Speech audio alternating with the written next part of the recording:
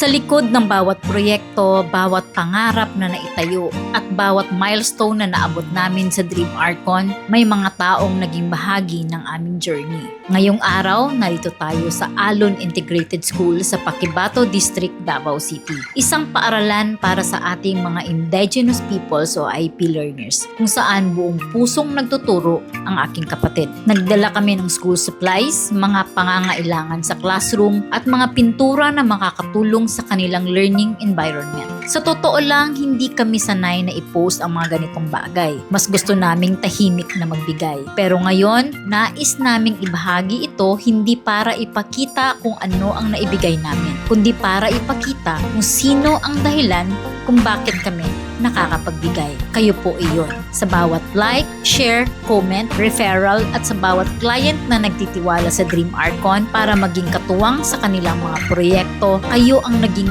daan upang maibahagi rin namin ang aming mga biyaya sa iba. Ang bawat project at bawat pangarap na ipinagkakatiwala ninyo sa amin ay hindi lamang nakakatulong sa paglago ng aming kumpanya. Nagiging instrumento rin ito upang makatulong sa mga komunidad na nangangailangan. Kaya mula sa aming puso, maraming salamat. Salamat sa tiwala, salamat sa suporta, salamat dahil naging bahagi kayo ng mas malaking layunin namin.